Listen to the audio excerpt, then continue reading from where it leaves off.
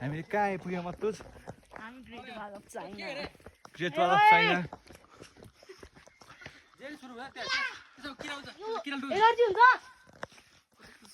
ओइ हामी great wall of चाइनामा हामी के गर्दैछौँ great wall of Nepal great wall हजुर मेरो भ्यू हेर्न सक्नुहुन्छ कति राम्रो छ यता माथि सैलुङ्गेमा गएर आएको हामी चाहिँ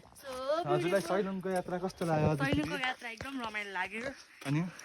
तर आज मेरो लुगाले चाहिँ अलिक धोका दिइरहेको छ किनभने म फुल प्रिपेयर भएर आइन नि त किन प्रिपेयर भएर नआउनु हजुर किनभने मामाहरू गएको थियो नि मेरो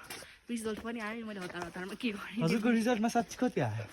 अब भन्नै पर्दा फ्लिक्स गरिदियो भने के भन्नु तर मेरो चाहिँ A+ आएको हो साथीहरू 3.74 3.74 हजुर अनि 3.74 जिन्दगीमा पहिलोचोटि नै आएको हो कि त होइन 6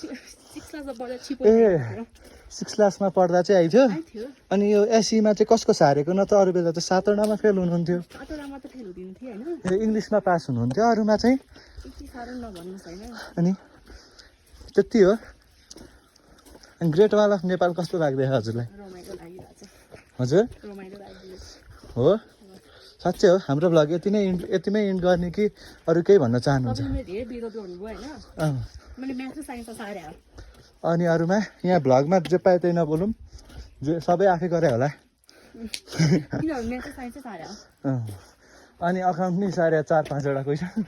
अकाउन्टको उ सारे हो 8 मार्क्सको एउटा ब्यालेन्स सिट ए भट्टु के गर्दै तिमी हेलो शुभम हाम्रो भ्यू हेर्न सक्नुहुन्छ